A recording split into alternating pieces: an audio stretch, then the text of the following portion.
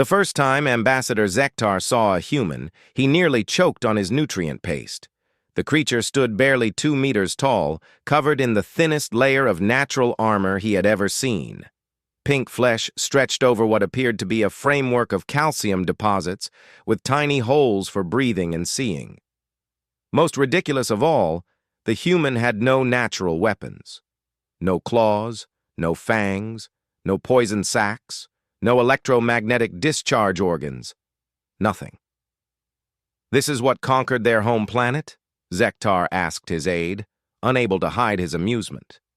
The Galactic Council chamber buzzed with similar whispers and chittering laughter from the assembled delegates.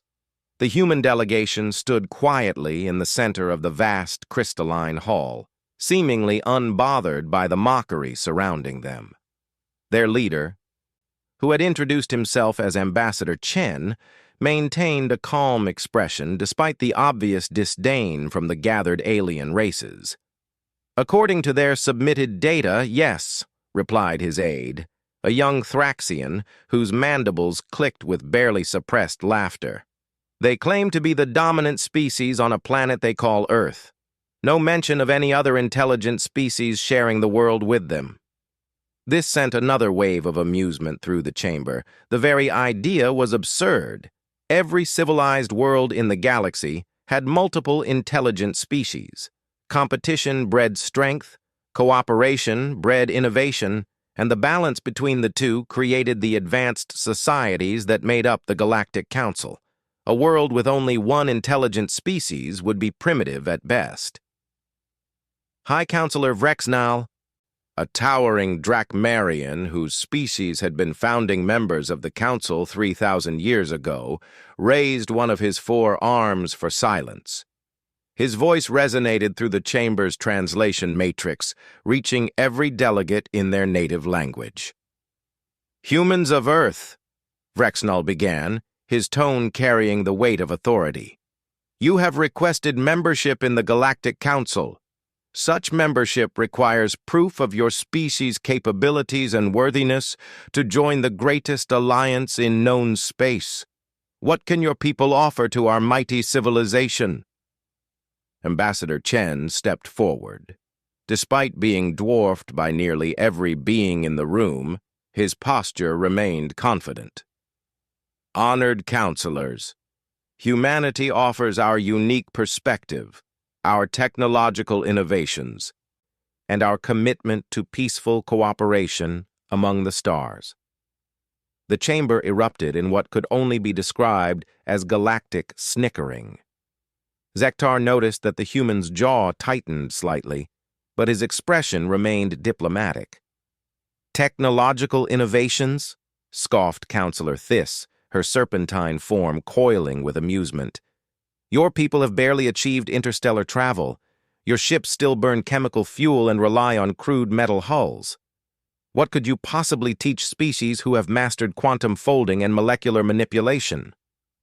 As for peaceful cooperation," added Counselor Grexmore, his insectoid features clicking with disdain, "how can we trust the word of a species that has never had to share their world? You know nothing of true diplomacy, nothing of the delicate balance required to maintain harmony among different peoples." Ambassador Chen's companion, a shorter human with graying hair and numerous small scars on his visible skin, stepped closer to Chen and whispered something. Zektar's enhanced hearing caught fragments. "Told you this would happen, and should have sent Richardson instead." "If I may," Chen said, raising his voice slightly, "perhaps our lack of multiple species on Earth is precisely what makes us valuable. We have learned to resolve conflicts among ourselves, to unite our entire species toward common goals. And while our technology may seem primitive, we have achieved remarkable things with limited resources." "Such as?" demanded Vrexnal. "We have eliminated several diseases that once threatened our survival. We have established permanent settlements in the vacuum of space, and despite having no natural weapons or armor, we have become the undisputed masters of our world, including creatures many times our size and strength." This last statement caused a stir of confusion among the delegates. How could such fragile beings dominate anything, let alone their entire planet? Counselor Thiss slithered forward, her golden eyes fixed on the human delegation. You claim to have mastered creatures larger and stronger than yourselves? With what weapons? What technology? With our minds, Chen replied simply, and with tools we create. The laughter that followed was deafening. Even the usually stoic Vrexnal allowed himself a rumbling chuckle. The idea that these soft, weak creatures had conquered anything through intelligence alone was the height of absurdity. Every civilized species knew that true dominance came from natural superiority, enhanced by technology. Intelligence was merely a tool to maximize one's existing advantages. Enough, Vrexnal declared, his amusement fading. You have wasted enough of our time. The Galactic Council has no need for delusional primitives. Your application for membership is denied. You may return to your backwater world and continue playing with your chemical rockets. The human delegation exchanged glances. The scarred one stepped forward, his bearing subtly different from Chen's diplomatic posture. There was something in his stance, in the way he carried himself, that reminded Zektar of a predator. But that was impossible. Humans had no natural weapons. With respect, High Counselor, the scarred human said, his voice carrying an edge that cut through the chamber's noise. Perhaps you're being hasty. You haven't tested our capabilities. Tested? Vrexnal leaned forward, intrigued despite himself. And who are you to speak of testing? Staff Sergeant Marcus Cole, United States Marine Corps, the human replied, standing straighter. And I'm saying that maybe you should find out what humans can actually do before you dismiss us. The chamber fell silent. There was something in the human's tone, something that triggered ancient instincts, even in species that had been civilized for millennia. Prey recognition signals that shouldn't exist when looking at such an obviously harmless creature. You interest me, human Cole, Vrexnal said slowly. Are you challenging the council? I'm volunteering for whatever test you think is appropriate, Cole replied. Because I guarantee you, High Counselor, that underestimating humans is a mistake you only make once. Zektar felt a chill run down his spine, though he couldn't explain why. Around him, other delegates were shifting uncomfortably. The human's words carried a certainty that was somehow more unsettling than any threat. Vrexnal was quiet for a long moment, studying the small figure below him. Finally, he spoke. Very well. The Council maintains training facilities for our military forces. If you truly believe your species has something to prove, you may attempt our standard warrior assessment. But know this, human. This test was designed for the greatest fighters of 100 different worlds. Many die attempting it. Are you certain you wish to proceed? Cole's lips curved into what Zektar assumed was their species' equivalent of a threat display. High Counselor, I've been ready my whole life. The next day, news of the humans' challenge had spread throughout the galactic communication networks. It was being treated as entertainment, an amusing sideshow before the council moved on to serious business. Betting pools had formed among various species, with odds heavily favoring the humans' immediate defeat or death. The testing facility orbited the neutral world of Keltar Prime, a massive complex where the galaxy's finest warriors came to prove themselves. Its obstacle courses and combat simulations had been refined over centuries to challenge beings with advantages humans couldn't even imagine. Creatures with natural armor that could stop plasma fire, predators with reaction times measured in microseconds, warriors whose strength could crush metals. As the human delegation's primitive ship docked with the facility, crowds of spectators gathered at viewing stations. Representatives from dozens of species came to witness what many were calling the shortest test in galactic history. Facility Commander Rathgul, a veteran Cretharian whose natural exoskeleton bore scars from 1,000 battles, greeted the humans at the airlock. His species stood 3 meters tall and possessed 4 arms, each capable of crushing stone. Their head crest displayed complex patterns that indicated both amusement and pity. "Human Cole," Rathgul rumbled, "I must warn you that this facility has claimed the lives of many warriors far more naturally gifted than your species. It is not too late to withdraw without dishonor." Cole looked around the loading bay, taking in the advanced technology and the obviously superior physical specimens of the various alien species present. He seemed particularly interested in a group of Vorthak warriors whose scales could deflect energy weapons and whose natural claws could cut through most metals. "Commander, I appreciate your concern," Cole said, "but Marines don't quit. If this is what it takes to prove humanity belongs in the galaxy, then this is what we do." "Very well," Rathgul replied. "The assessment consists of 3 phases. First, a wilderness survival course on an artificial world with hostile environment and predatory creatures. Second, a series of physical and mental challenges designed to test combat readiness. Finally, a direct combat simulation against some of our most advanced training systems. Most participants focus their preparation on their natural advantages," added the commander's aide, a sleek Quellan, whose bioluminescent patterns flickered with curiosity. "What advantages will you be emphasizing?" Cole was quiet for a moment, then answered in a way that would later be repeated throughout the galaxy. "Ma'am, humans don't have natural advantages. We have something better. We make our own." The viewing chambers filled quickly as species representatives gathered to watch the spectacle. On the primary screens, Cole could be seen being fitted with basic survival gear appropriate for the test environment. The equipment was standard issue, designed to give participants minimal assistance while allowing their natural abilities to determine success or failure. Zektar found himself pressed against the viewing barrier alongside delegates from across the known galaxy. The atmosphere was festive, like a bizarre form of entertainment. Bets were being placed not on whether the human would fail, but on how quickly and in what manner. "Look at him," laughed Counselor Grexmore to his companions.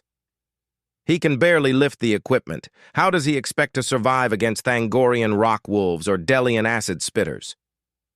On the screen, Cole was indeed struggling with the weight of the gear, which had been designed for species with considerably greater natural strength.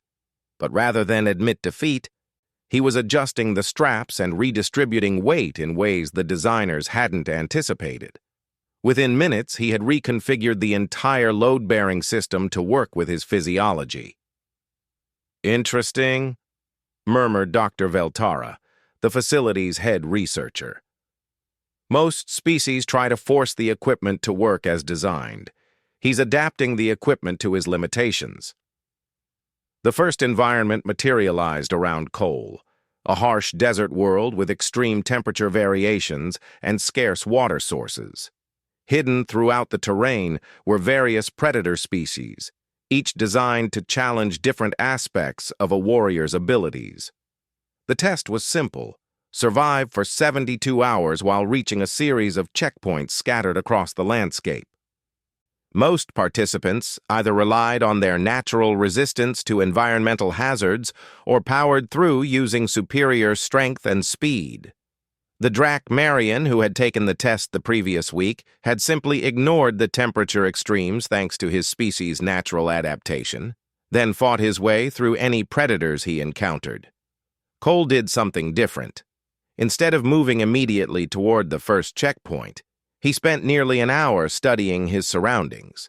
He collected samples of soil and vegetation, tested the wind patterns, and examined tracks left by the facility's artificial predators. To the watching aliens, he appeared to be wasting precious time. "Is he studying?" asked Zektar's aide, confused. "The test has already begun. He should be moving toward the objectives." "Perhaps their species has enhanced analytical abilities to compensate for physical weakness," suggested Dr. Veltara, making notes on her datapad. though I fail to see how examining dirt will help him against a Vorthak stalker. They would understand soon enough. When Cole finally began moving, his path seemed erratic, almost random. Rather than taking the direct route to each checkpoint, he followed a winding course that made no apparent sense. However, Dr. Veltara's instruments were picking up something unusual. "He's avoiding the predator patrol patterns," she said, studying her displays with growing interest. "But that's impossible. The patterns are randomized and adaptive. There's no way he could have calculated them from simple observation." "Then he's lucky," dismissed Grexmore. "Primitive instincts, nothing more." But as hours passed, it became clear that luck wasn't the explanation. Cole continued to avoid encounters with predators through methods that seemed to defy logic. When direct avoidance wasn't possible, he used the environment itself as a weapon. A carefully thrown rock triggered a rock slide that eliminated a pack of synthetic dire wolves. A small fire, strategically placed, drove off acid spitters by exploiting their programmed behavior patterns. By the end of the first day, Cole had reached all assigned checkpoints while consuming minimal water and avoiding major combat entirely. The viewing chambers had grown strangely quiet. "How is this possible?" Zektar asked Dr. Veltara during a brief break in observation. "He has no natural advantages, no superior strength or speed or armor, yet he's performing better than candidates from warrior species." Dr. Veltara's expression was troubled. "I'm not sure. His approach is unlike anything we've recorded before. Most candidates rely on their evolved advantages to overcome challenges through direct application of superior capability. This human appears to be problem-solving." "All species problem-solve," Grexmore interjected. "Intelligence is common throughout the galaxy." "No," Dr. Veltara said slowly. "This is different. When other species problem-solve, they're finding ways to best utilize their existing advantages. When this human problem-solves, he's creating advantages that didn't exist before." As if to prove her point, the screens showed Cole's second day beginning. A new challenge had been introduced, a massive storm system that would make navigation nearly impossible for most participants. Previous test takers had either used natural resistance to weather effects or simply endured the punishment while pushing forward. Cole found a cave system and waited out the storm. But he didn't just wait. While the storm raged outside, he used the time to craft tools from debris and natural materials. By the time the weather cleared, he had fashioned a crude but effective compass, improvised water collection systems, and several hunting implements. None of the materials had been provided by the test. He had created them from his environment. "The test doesn't allow for equipment fabrication," protested one of the facility technicians.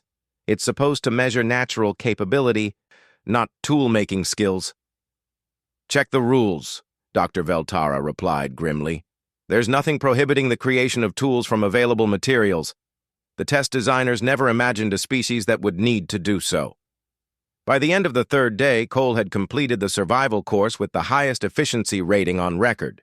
He had consumed less water and food than any previous participant, avoided more conflicts, and maintained better overall health. The viewing chambers were no longer festive. Many delegates had fallen silent, trying to process what they were seeing. "This changes nothing," Rexnall declared, though his voice lacked its earlier certainty. "Survival is one thing, combat is another. We will see how this human fares against real challenges designed to test a warrior's true capabilities."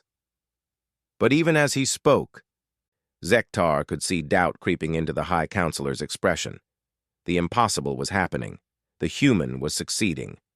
And if a creature with no natural advantages could overcome challenges designed for the galaxy's greatest warriors, then perhaps everything they thought they knew about strength and superiority needed to be reconsidered.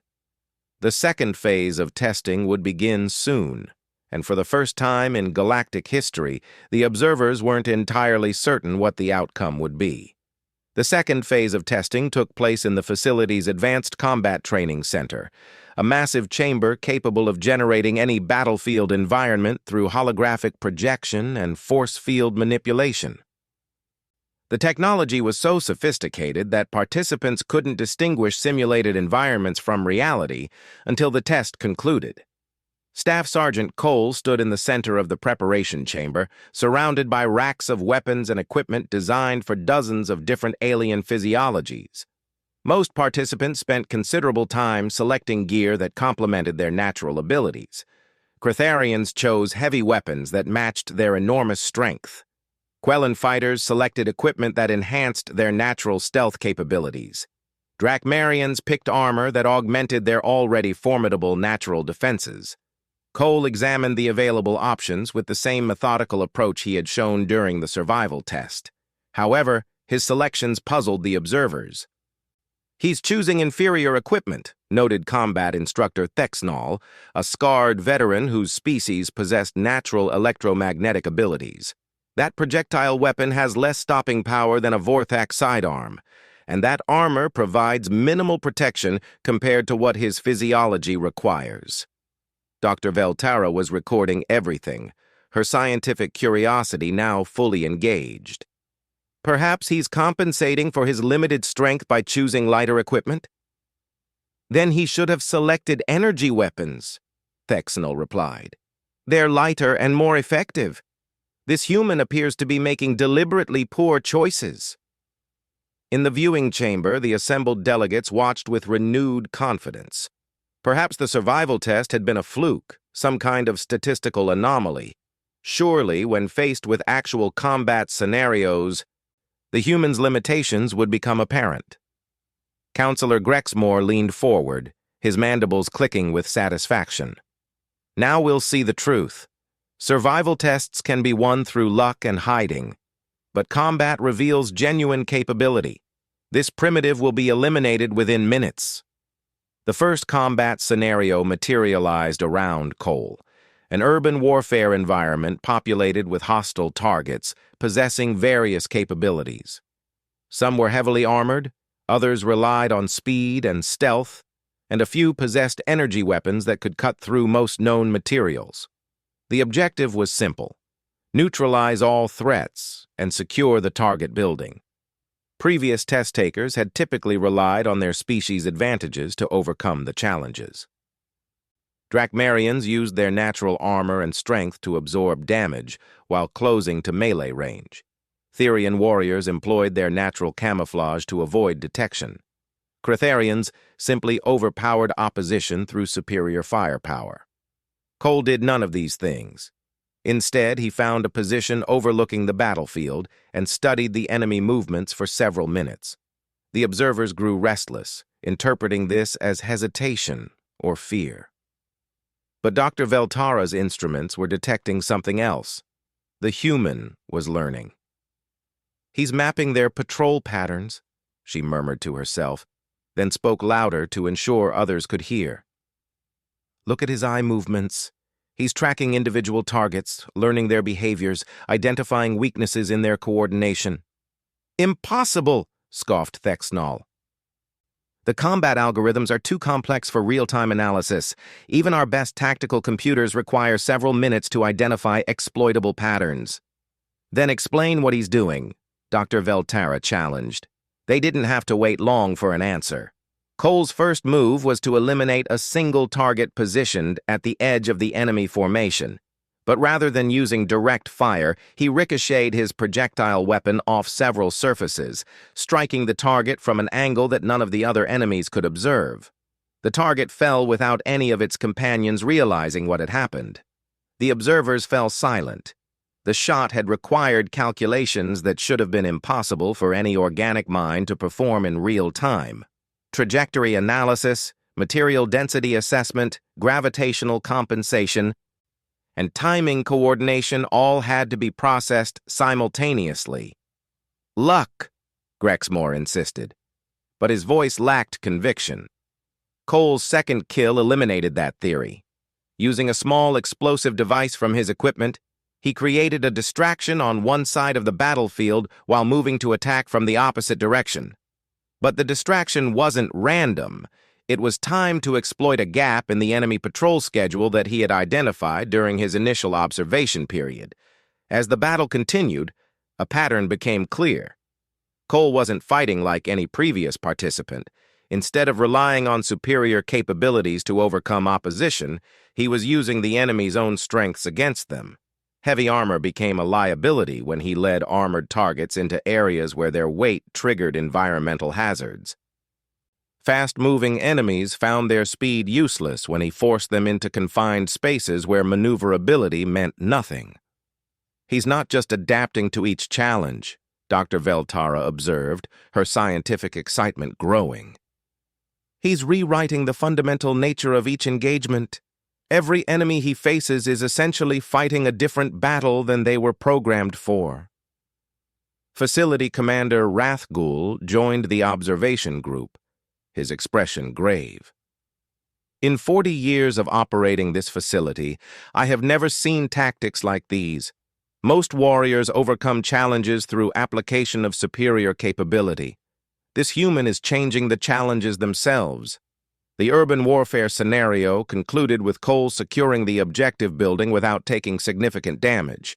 His ammunition usage was the lowest on record, his movement efficiency the highest, but more disturbing to the observers was the realization that he had never truly been in danger. Every engagement had been under his control from the moment it began. The next scenario will be different, Thexanol insisted, though his confidence was clearly shaken. Close quarters combat against multiple opponents simultaneously. No time for observation and planning, raw fighting ability only. The chamber reconfigured into a circular arena surrounded by spectator seating. Multiple opponents materialized around Cole, combat constructs designed to replicate the fighting styles of different galactic species. Each possessed advantages that would challenge even experienced warriors. Cole drew his projectile weapon and immediately threw it aside. The observers stirred with confusion. Without weapons, how could he possibly survive against multiple armed opponents? The answer came quickly. As the first construct charged him, Cole moved in a way that seemed to defy physics, not faster than his opponent, but more efficiently. Every movement served multiple purposes, avoiding one attack while positioning for a counterstrike, using one opponent as a shield against others, creating opportunities where none should have existed. His unarmed combat style was unlike anything in the galactic databases. It incorporated elements of leverage, timing, and psychological manipulation that seemed to bypass his physical limitations entirely. When a heavily armored construct grabbed him, Cole didn't try to break free through strength. Instead, he used the opponent's grip as an anchor point to redirect the creature's momentum, sending it crashing into another attacker. "Impossible," breathed Thexnal. "He's using techniques that shouldn't work. The leverage ratios are all wrong for his physiology." "Unless," Dr. Veltara said slowly, "his species developed combat methods specifically designed for beings with limited physical advantages, fighting styles created by creatures who had to overcome naturally superior opponents." The implications sent a chill through the viewing chamber. Every galactic species had evolved to dominate through natural superiority. Their combat techniques were designed to maximize existing advantages. But what if a species had evolved in an environment where they were naturally inferior to their opponents? What kind of fighting methods would such creatures develop? Cole provided the answer. His combat style treated every physical disadvantage as a potential tactical advantage. His smaller size made him harder to target. His lighter weight allowed him to use his opponent's strength against them. His apparent weakness caused enemies to underestimate him until it was too late. Within 10 minutes, every construct in the arena had been disabled or destroyed. Cole stood in the center of the carnage, breathing heavily but largely uninjured. The chamber fell silent except for the hum of the facility's life support systems. "Run the scenario again," ordered Commander Rathgul. "Increase difficulty to maximum parameters." The second run featured more opponents with enhanced capabilities. The result was the same, only faster. Cole had learned from the first engagement, adapting his techniques to counter the improvements in his opponent's programming. "Again," Rathgul commanded.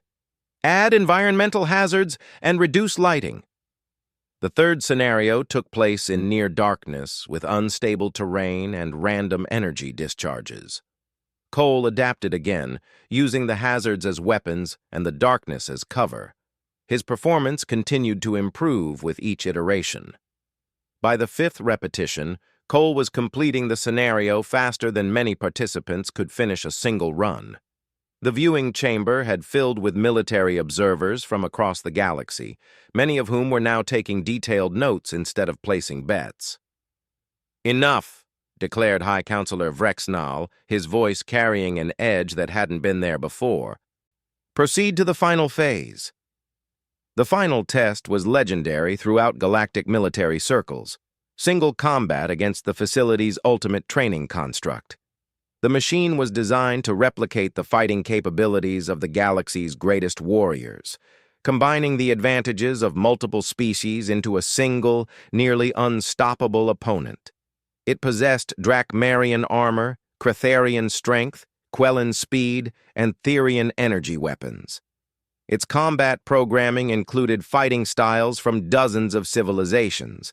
No participant had ever defeated the ultimate construct on their first attempt. Most required multiple tries to develop strategies that could exploit its few weaknesses. Many never succeeded at all. Cole stood alone in the arena as the construct materialized before him. It towered 3 meters tall, its metallic hide gleaming with built-in energy shields. Multiple weapon systems extended from its arms and torso, each capable of eliminating most opponents with a single shot. The watching delegates leaned forward, finally confident that they would witness the humans' inevitable defeat. Nothing could overcome such overwhelming technological and physical superiority. Cole studied his opponent for exactly 30 seconds. Then he smiled. The battle began with the construct's opening assault, a coordinated barrage of energy weapons designed to eliminate targets before they could mount effective resistance. Cole wasn't there when the shots arrived. He had moved the instant before the construct's targeting systems activated, somehow anticipating the attack pattern. But rather than fleeing, Cole had positioned himself exactly where he needed to be for his counterattack. As the construct's weapons recharged, Cole struck at what appeared to be a heavily armored joint. His projectile weapon shouldn't have been able to penetrate the construct's defenses. It didn't need to. The shot struck a specific point where 2 armor plates intersected, creating a resonance frequency that disrupted the construct's energy shield grid. For exactly 0.3 seconds, a small section of the machine's defenses flickered. Cole's second shot penetrated the gap and severed a critical control cable. The construct's left arm went offline. What followed was a masterclass in combat engineering. Cole didn't try to overpower his opponent or outlast its weapon systems. Instead, he systematically identified and exploited every design flaw in the machine's construction. A shot here disabled mobility servos. A strike there disrupted targeting sensors. Each attack was precisely calculated to achieve maximum damage with minimal resources. The observers watched in growing horror as their ultimate training construct, a machine that represented the pinnacle of galactic military technology, was methodically dismantled by a creature with no natural weapons or armor. "He's not fighting it," Dr. Veltara said, her voice barely above a whisper. "He's debugging it, like it's a malfunctioning machine instead of a combat opponent." The final blow came when Cole used the construct's own momentum against it, guiding it into a collision that damaged its primary power coupling. The machine collapsed, its systems shutting down one by one. Cole stood over the defeated construct, checking his equipment and reloading his weapon with practiced efficiency. He looked up at the viewing chamber, his expression calm and professional. Test complete, he announced. What's next? The chamber erupted in chaos. Delegates from dozens of species were talking simultaneously, their voices carrying mixtures of fear, amazement, and disbelief. Military observers were frantically taking notes and demanding copies of the test recordings. Scientists were already theorizing about the implications of what they had witnessed. High Counselor Vrexnall raised his arms for silence, but it took several attempts before the chamber quieted enough for him to speak. The test is concluded, he announced, his voice carefully controlled. The results will be reviewed by the full council before any decisions are made regarding humanity's application for membership. Cole nodded respectfully. Thank you for the opportunity, High Counselor. I look forward to your decision. As the human delegation was escorted from the facility, Zektar found himself in urgent conversation with Dr. Veltara and several other senior researchers. We need to understand what we just witnessed, Dr. Veltara said, her scientific excitement tempered by obvious concern. This human displayed capabilities that shouldn't exist. His species has no natural advantages, yet he outperformed warriors from the galaxy's most militaristic civilizations. More than that, added Commander Rathgul, joining their group, he didn't just succeed at our tests, he made them look easy. Like they were designed for inferior opponents. Zektar felt the chill returning, stronger than before. What are you suggesting? I'm suggesting, Dr. Veltara replied grimly, that we may have made a fundamental error in our assumptions about this species. We assumed they were weak because they lack natural weapons and armor. But what if they're not weak? What if they're something else entirely? Such as? Dr. Veltara was quiet for a long moment before answering.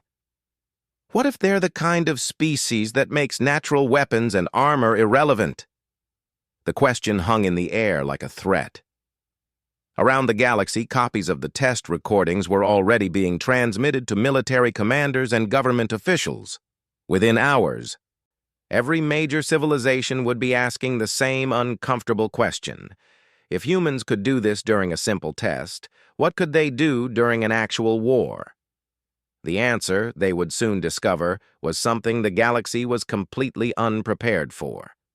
The emergency session of the Galactic Council convened 3 days after Staff Sergeant Cole's test results were distributed throughout known space. The usual formal procedures were abandoned as delegates arrived early, their conversations filled with nervous energy and barely concealed anxiety. High Counselor Vrexnall entered the chamber to find it already in chaos. Military advisors clustered around screens displaying tactical analyses of the human's performance. Scientists huddled over data tablets, attempting to understand the implications of what they had observed. Intelligence officials whispered urgently about the potential threat assessment of an entire species possessing such capabilities. "Order!" Vrexnall commanded, his voice echoing through the crystalline hall. "This emergency session will address the matter of the human application for council membership in light of recent developments." The chamber fell silent, but the tension remained thick enough to cut with a plasma blade. Admiral Tigron of the Drakmarian Defense Force was the first to speak. His massive form radiated the confidence that came from commanding the galaxy's most powerful military, but his voice carried an edge that hadn't been there a week ago. "High Counselor, my analysts have reviewed the test recordings extensively. The human's performance represents a fundamental paradigm shift in combat doctrine. Every military academy in the galaxy will need to revise their tactical training programs." "Surely you exaggerate," protested Ambassador Kelthas from the Therian Empire. "One individual cannot represent an entire species' capabilities. This could be an exceptional case, perhaps genetically enhanced or specially trained." Dr. Veltara, who had been invited to provide expert testimony, stepped forward. "With respect, Ambassador, our analysis suggests otherwise. The techniques displayed by Staff Sergeant Cole appear to be standard training for his military designation. Furthermore, historical data from Earth indicates that these capabilities are not limited to their military personnel. She activated a holographic display showing data collected during humanity's initial contact. Human civilian populations regularly engage in activities that would be considered advanced military training by our standards. They call them sports. Children as young as 10 years old learn tactical thinking through games. Their educational system emphasizes problem-solving and adaptation over memorization of established procedures. The implications sent murmurs of unease through the chamber. Counselor Grexmore, his earlier amusement replaced by obvious discomfort, raised a clawed hand. Dr. Veltara, are you suggesting that an entire species has been raised as potential warriors? Not warriors in our traditional sense, Dr. Veltara replied. Something potentially more dangerous. Problem solvers who refuse to accept that any challenge is insurmountable. Before the debate could continue, an aide hurried into the chamber and whispered urgently to High Counselor Vrexnall. The High Counselor's expression darkened as he listened. It appears, Vrexnall announced, that the humans have provided additional information for our consideration. They wish to demonstrate something they call fleet tactics. The chamber's main display activated, showing the space around Keltar Prime. A small formation of human vessels had taken position near the system's edge, well within sensor range, but far from any strategic locations. The ships were the same primitive designs the Council had mocked during humanity's initial application: metal hulls, chemical propulsion, crude energy weapons. Admiral Thigron studied the formation with professional interest. 12 vessels, destroyer class by their energy signatures. Minimal threat to system defenses. They appear to be requesting permission to conduct training exercises. Granted, Vrexnall said. Perhaps observing their tactics will provide insight into their true capabilities. What followed would later be studied in military academies across the galaxy as a masterclass in asymmetric warfare. The human fleet began what appeared to be a simple patrol pattern around the system's outer planets. Their ships moved slowly by galactic standards, limited by their primitive propulsion systems. However, their positioning seemed oddly deliberate. "Are they hiding?" asked Commander Kelthor, head of the Quellan Observation Squadron. "Behind asteroids and planetary gravity wells," confirmed Admiral Thegron. "Primitive stealth tactics, hardly innovative." But Dr. Veltara was studying her instruments with growing concern. "Admiral, I'm detecting unusual energy patterns. The humans appear to be using their ship's primitive systems in ways the designers never intended." On the displays, the human vessels were indeed modifying their equipment in real time. Cargo holds were converted into additional weapon platforms. Communication arrays were reconfigured as targeting systems. Even their life support systems were being repurposed to mask energy signatures. "Impossible," breathed Admiral Thygron. "They're performing field modifications that should require shipyard facilities. How are they maintaining hull integrity?" His answer came when one of the human ships demonstrated a maneuver that defied conventional physics. Using controlled explosive decompression from their cargo bay, the vessel changed direction without using its main engines, while simultaneously deploying what appeared to be improvised weapons platforms.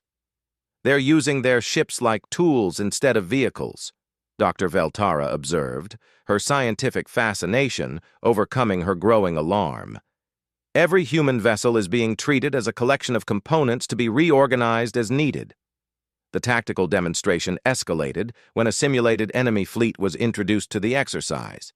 The holographic opponents possessed all the advantages of modern galactic technology: energy shields, faster-than-light maneuvering, weapons systems that could destroy planets. The human response was unlike anything in recorded military history. Instead of engaging in direct combat, the human fleet scattered throughout the system, using planets, moons, and asteroids as cover. But they weren't hiding. They were laying traps. Improvised mines appeared throughout the system, constructed from cargo containers and basic explosive charges. Asteroid fields were rigged with chemical rockets to alter their orbital patterns.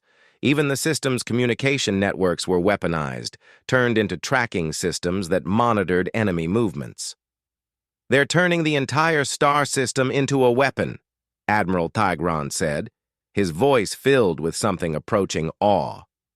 "Every natural feature, every piece of infrastructure, everything is being integrated into their battle plan." The simulated battle concluded with the destruction of the superior enemy fleet without the loss of a single human vessel. But more disturbing was the realization that the humans had accomplished this using equipment and tactics that any spacefaring species could have employed. There was nothing in their strategy that required advanced technology or superior natural abilities. It simply required a willingness to see every limitation as a potential advantage. The council chamber had fallen silent again, but this time the silence carried a weight that pressed down on everyone present. The implications were staggering. If humans could accomplish this with primitive technology, what could they do with access to advanced galactic science? High Counselor Vrexnall was the first to speak. "Dr. Veltara, in your professional opinion, what does this demonstration suggest about humanity's potential threat level?" Dr. Veltara was quiet for a long moment, studying her data. When she finally answered, her voice was carefully controlled. "High Counselor, I believe we are facing a species that doesn't see the word impossible as a limitation. They see it as a starting point. Are you saying they represent a threat to galactic security?" "I'm saying," Dr. Veltara replied, "that the question isn't whether they represent a threat. The question is whether they represent an opportunity we can't afford to waste, or an enemy we can't afford to make." Before anyone could respond, Ambassador Chen and Staff Sergeant Cole were escorted back into the chamber. Their bearing remained diplomatic, but there was something different in their posture. The respectful deference they had shown during their initial application was gone, replaced by the quiet confidence of those who knew their worth had been proven. "High Counselor," Chen said, his voice carrying across the silent chamber, "I trust our demonstration has been educational." "Educational," Vrexnall repeated slowly. "Yes, that is one word for it. Tell me, Ambassador, what does your species truly want from the galaxy?" "What we've always wanted," Chen replied, "to be part of something larger than ourselves, to contribute to the peace and prosperity of all civilized worlds, to share in the great adventure of exploring the cosmos." "And if membership is denied?" Chen's expression didn't change, but something in his eyes grew harder. "Then we'll continue to explore on our own. The galaxy is large enough for all of us." The implied threat was subtle, but unmistakable. Humanity would expand into space whether the Council approved or not. The only question was whether they would do so as allies or as unknown quantities operating outside galactic law. Counselor Grexmore leaned forward, his earlier hostility replaced by something approaching desperation. "What assurance can you provide that your species won't use these capabilities against peaceful worlds?" Staff Sergeant Cole stepped forward, his bearing as military precise as ever. "Counselor, humans have a saying, peace through strength. We don't start fights, we finish them." "And who decides when a fight has been started?" demanded Admiral Tigron. "The same people who have managed to unite an entire planet without conquering it," Cole replied. "The same species that has eliminated several diseases and established space colonies through cooperation rather than domination. We're not conquerors, Admiral. We're problem solvers. And right now, the galaxy's biggest problem is that it's missing the one species that knows how to turn disadvantages into advantages." High Counselor Vrexnall rose from his seat, his massive form casting shadows across the chamber. The moment had come for a decision that would reshape galactic civilization. "The Council will recess for deliberation," he announced. "We will reconvene in 1 hour with our final decision." The hour that followed was filled with frantic discussions and desperate calculations. Military leaders debated whether humanity represented a threat or an opportunity. Scientists argued about the implications of human adaptability. Politicians worried about the consequences of either accepting or rejecting such an obviously capable species. The deciding factor came from an unexpected source: historical analysis. Dr. Veltara's team had conducted a comprehensive review of galactic history, looking for similar situations where a technologically inferior species had challenged established powers. The results were sobering. Every such case had ended in one of two ways. Either the inferior species was completely destroyed, or they eventually overcame their technological disadvantages and transformed the entire galactic order. There were no middle ground outcomes. "The humans cannot be destroyed," Dr. Veltara reported to the emergency strategy session. "Their homeworld is too well defended by natural factors, their population too dispersed, their adaptability too pronounced. Any attempt at elimination would only accelerate their technological development while convincing them that galactic civilization represents an existential threat." "And if we accept them?" asked Admiral Thegron. "Then we gain access to the most innovative problem-solving species in known space. Their military capabilities could revolutionize galactic defense. Their adaptability could help solve challenges that have plagued our civilizations for millennia. Their perspective could unlock scientific breakthroughs we never imagined." The Council reconvened exactly 1 hour later. The chamber was packed with observers, as news of the emergency session had spread throughout the galaxy. Representatives from dozens of species watched as High Counselor Vrexnall prepared to render judgment on humanity's future. "After extensive deliberation," Vrexnall began, his voice carrying the weight of galactic authority, "the Council has reached a decision regarding humanity's application for membership." The chamber held its collective breath. "Humanity is hereby granted full membership in the Galactic Council, with all rights, privileges, and responsibilities thereof. Furthermore, Staff Sergeant Cole is invited to establish a new training program for galactic military forces, incorporating human tactical doctrine into our defensive strategies." The announcement triggered chaos throughout the chamber. Some delegates cheered, recognizing the opportunity for advancement. Others protested, fearing the consequences of change. Military observers rushed to contact their commands with the news. Through it all, the human delegation remained calm and professional. "Thank you, High Counselor," Ambassador Chen said simply. "Humanity looks forward to contributing to the continued peace and prosperity of all galactic civilizations." As the chamber erupted in discussion and debate, Zektar found himself reflecting on how completely his perspective had changed. A week ago, humanity had seemed like a joke, a primitive species with delusions of grandeur. Now he realized they might be the key to solving problems he hadn't even known the galaxy faced. Later that evening, as the formal ceremonies concluded and treaties were signed, Dr. Veltara approached Staff Sergeant Cole with a question that had been bothering her. "Sergeant Cole, may I ask you something? During your tests, you demonstrated capabilities that seemed almost supernatural. How did you know exactly what to do in every situation?" Cole's response would be remembered and quoted throughout the galaxy for generations to come.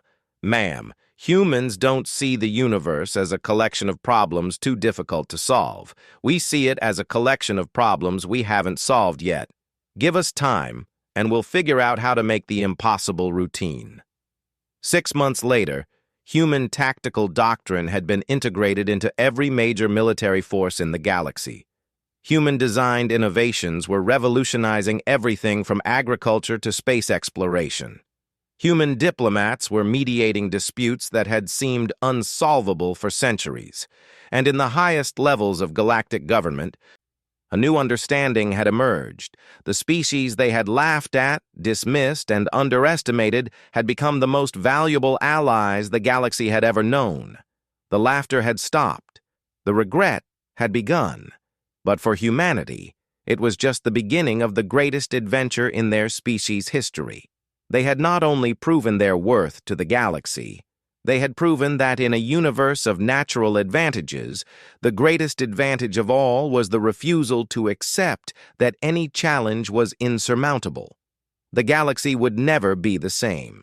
And for the first time in millennia, that was exactly what it needed.